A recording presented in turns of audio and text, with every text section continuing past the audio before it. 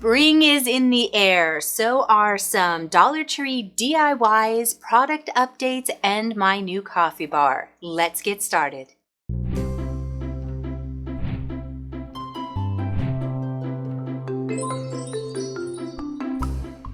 Today is kind of an all over the place video. I really had a hard time last week adjusting to the time change, and for some reason this weekend I just woke up completely energized. So let me know in the comments if the time change affected you, if you have it in your area, or if I was alone. So I decided to pull out my spring and Easter things, and I wanted to show you what I did with my coffee bar, but I also wanted to show you this adorable DIY that I made with Dollar Tree items and some other things I had lying around. But I also was really excited about some new things that I saw, as well as an upcoming project. So make sure you stay to the end.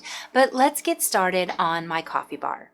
After Christmas, I really just went minimal with white and some green things. So I took that all down, and as always, I use my Murphy oil to clean all of the shelves. I love the smell of the Murphy's oil, and it also just protects it and keeps the dust off of it. I wiped off the extra chalk that I had on there. I've really been loving the coffee bar sign, so I'm just leaving that. I'm looking up cherry blossom chalk art for inspiration. I scrolled through, and once I found something that was easy enough for me to replicate, I used that as my inspiration to draw. Once I had the chalk all done, it was time for me to start adding in. I always start with my favorite piece first, and then I start building around it. And I'll move things around. I've mentioned many times that if you don't like the placement of something, keep moving it around.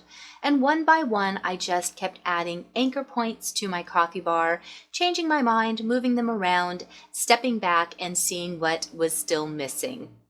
Now I decided that my canister jars were a little bit lacking, so I went out, got some scrapbook paper that I already had, and cut them into 2-inch strips. I just attached with some basic tape because I plan on taking this off afterwards. But using paper that you have is such an easy way to elevate what you already have without spending any money. So my coffee bar is about done. I'm going to sleep on it, but I felt like it needed something else. On Pinterest, I saw this adorable egg wreath from 2 of the round wreath forms at the Dollar Tree. So I took a quick trip. The first thing I saw was this end cap, and wow, all I can say is wow. All of these were textured, layered, super affordable $1.25 signs, but these with the gingham look like the signs that I see at Hobby Lobby for $30. Even though they're smaller, I still think they are a ridiculously good value. So they had the 3. They have the black and white buffalo check, the pink and white, and they have a blue. I bought one of these, so which one do you think I got? Leave your guess in the comments. Was it the black, pink, or blue? Some other things that the Dollar Tree had that were new are these frames, and you're probably thinking they have frames all the time. These are made out of foam. That's crazy. They also had some new vinyl that I really liked. Have you been able to find the holographic vinyl? I wish I had bought more the one time I saw it at my store. I meant to send some to one of my friends that I have met through YouTube here. Hi, Patty, if you're watching. As soon as I find more of the holographic, I'm buying it. But you guys, I finally decided what I'm doing with my holographic vinyl, and that is covering my roller skates. I have been an avid skater since I was about 9 or 10 years old. I have basic white skates, and I thought, oh my gosh, so many of you kept saying you should make shoes out of them because if I could, I would wear them. And I thought, my skates. So that's what I'm going to do, is cover my skates, but I want to make sure I have a little extra just in case. So stay tuned for that DIY. In the Crafter Square section, they have these new laser cut stickers that are incredible. They're all made out of wood. They have various wood sayings, shapes. I think these would be amazing for a multitude of craft projects. So be on the lookout for these in your store or, of course, online. This was the oh my gosh moment. Look at these dishes. It's full sets with placemats, oven mitts, the little trivet pieces, bowls, plates, cups, 2 different types of glasses, I think this is the most impressive design that I have seen at the Dollar Tree yet. If you were doing a large 12-piece setting, this would be super expensive. But if you're just doing it for a family of 4, this is a really economical but beautiful option. So 40 minutes and $18 later, I was ready to start my project. I got the 2 round wreath forms, and what I'm going to be doing is putting them against one another. So they're concave. They would nest inside, but I'm going to flip it opposite so that I have space in between. Now, I had moss from an old project, but I think I'd rather use this because I want it to look like nesting, like eggs would be in. So I figured this would pull apart pretty easily, and it does. So you can use what you want.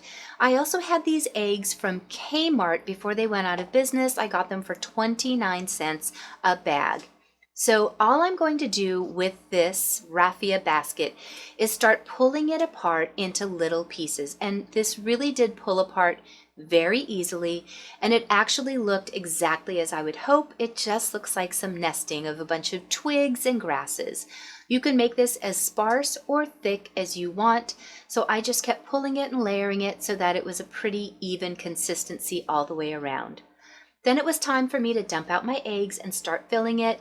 I'm going to go ahead and save the ribbon off of here because I love ribbon and I never ever throw it away. But of course you could throw away the packaging if that's what you wanted to do. Now I'm going to start arranging the eggs all the way around, and I'm just pushing them in lightly. Right now I'm more concerned about the pattern. I don't want 2 colors next to each other, and trying to space the little ones so that they're evenly around. Because they kept falling, I'm now just going to lay the other wreath the opposite direction so that it's concave, so that the eggs fit inside, and this will allow me to start really arranging the eggs more easily and make sure that I've got enough room for all of them. So I have 1 egg extra. I got super lucky. And you'll notice I'm not gluing anything down. I'm going to get some of my twine, and I'm just going to cut those into small strips. I think mine was about 6 inches long. And I'm going to come up through the bottom wreath and the top wreath and just tie a simple double knot.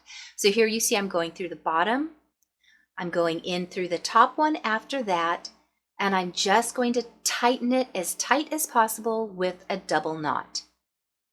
All this is doing is holding them inside. I plan on taking this apart later because I would actually rather have white eggs and have it just a generic farmhouse look for later, but for Easter I love the pastel colors.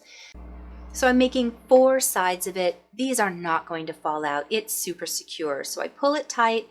I found that if I twist it once, it holds that tightness so that I can get this second knot in without it moving. Now all I'm going to do is start tucking in that extra nesting. I don't even know what this is really called. If you know, leave me a comment. But I'm just going to keep tucking on the outside edge. I'm pulling it under the rim, and anything that's still sticking out, I can just quickly trim off. I want this to look a little bit rustic and a little bit messy, like a nest would be.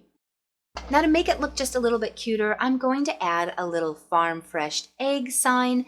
You can go onto Google and do a search under images. There are tons of things on there. Some are for sale, and please be respectful of those designers who have that, but oftentimes you can easily find an image that is for free. Just right click on it, choose Save As, and you can save it onto your computer. I usually use Microsoft Word because it's such an easy program.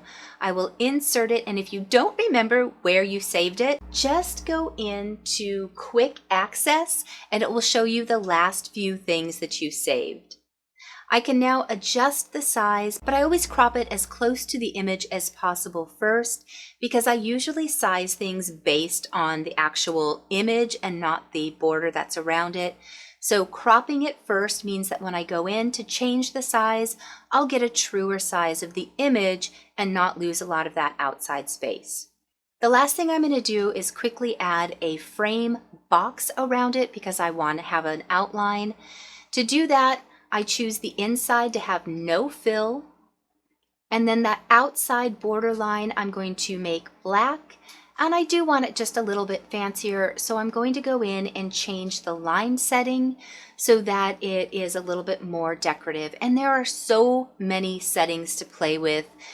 If you're not familiar with all of these things, there are so many tutorials on YouTube. I strongly recommend just taking a few minutes, but there is a wealth of tools on Microsoft Word that you can use. Once it looks the way I want, I go ahead and print it, and now I'm ready to add it to my sign. I do want to have some sort of background, and as soon as I did this, I realized it's looking very country, which I love, but not for Easter. So I went through the whole process again, and I found this cute little spring market sign, and I think this fits the wreath that I'm making much better. So I'll cut that out, and as I said, I'm probably going to change this after Easter to white eggs, and that's when I'll go ahead and use the black and white Farm Fresh with the black and white buffalo behind it. Now for the Easter look, I thought matching the blue eggs would look really pretty, so I'm just trying some different papers that I have on hand. This one's super cute, but I think it's too busy with the multicolor eggs. So I'm just making sure that there are no other blues that I like, and I stumbled across this little one that has polka dots on it with a border, and I've decided that's the one that I like the most. So you'll notice this paper has a border all the way around it, and I really love that detail, but obviously it's meant to be square, and my spring market is not. So I am going to cut off all of those border strips and reapply them so that it matches the size of my spring market instead of it being a square. Once I have those cut off, I put the spring market through my Xyron sticker maker, and then I cut it down to size. Since this was polka dot, it made it really easy for me to measure and make sure I had equal amounts of polka dots on all sides so that it was symmetrical. Now I'm going to run the strips through my Xyron sticker maker as well so that they will adhere to the border, and this just makes it easier for me to then stick it onto the next step. So I'm going to take these and recreate the border all the way around, and I'm just going to miter cut those corners so that it's pretty. If you've not done a miter cut in scrapbooking or any type of card making before, all you do is line up the corners, and here I'm trying to make that corner piece look as nice as possible, but you line up the inner corner and the outer corner and then just do a diagonal cut, and then you can remove the excess and it looks like a perfectly mitered corner. After I do the other two corners, I'm going to go ahead and do this last edge. And I will repeat that process of cutting the corners to make those mitered edges. If there's any little extra bits hanging out, I just go ahead and trim those off so that it looks as clean as possible. And the nice thing is, because I had made all of these border edges stickers, I can now just peel off this entire spring market sign, and the whole thing becomes a sticker for me to then attach to the next step. Because I want this to be a little bit more sturdy, I'm going to attach it to a little bit of foam core. I have so many scraps lying around, I'm always using them for something, so I'm just going to line it up. Then I'll get out one of my square rulers that I got from the Dollar Tree, and I'll just trim it so that it has some stability and it's easier for me to attach to my wreath. I'm going to go ahead and distress those edges and clean them up just a little bit.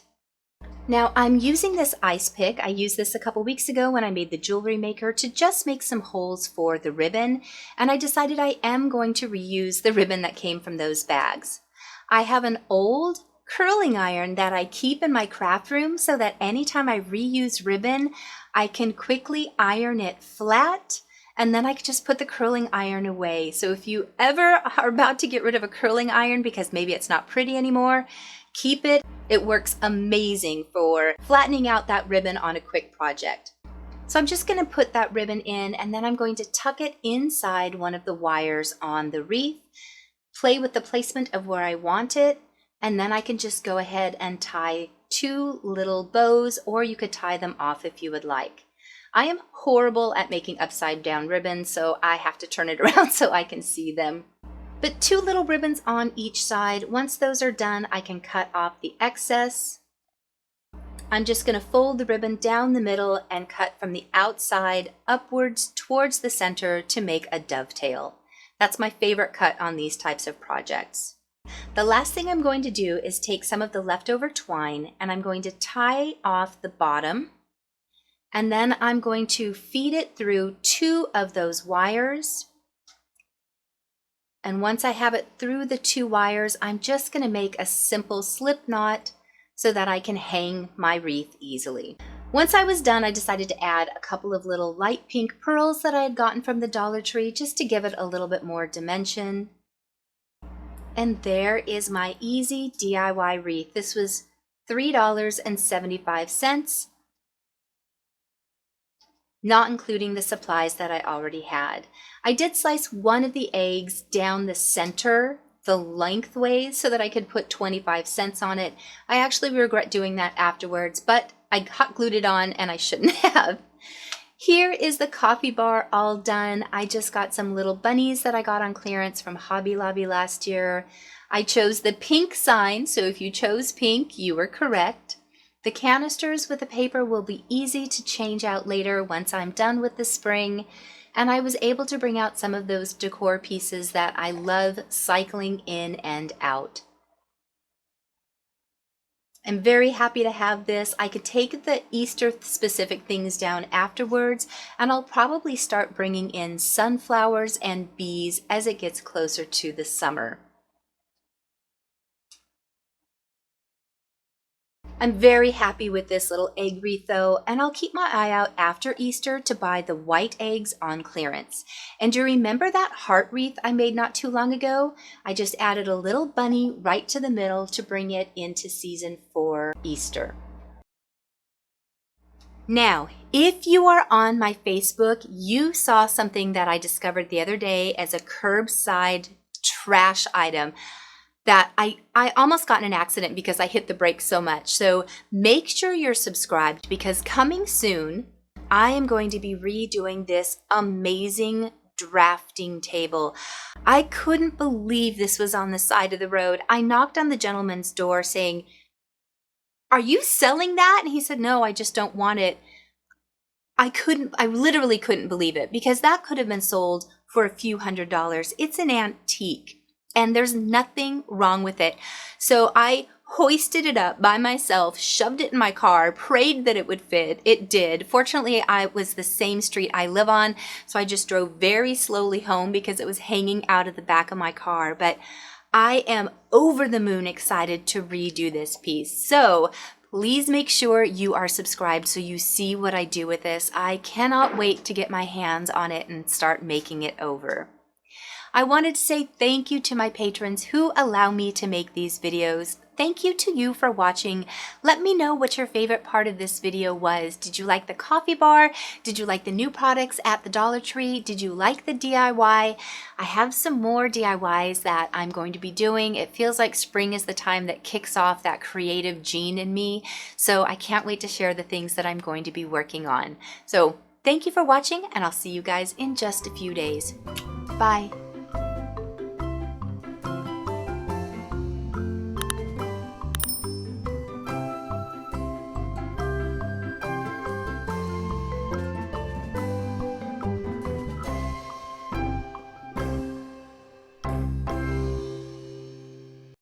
I hope the volume was working.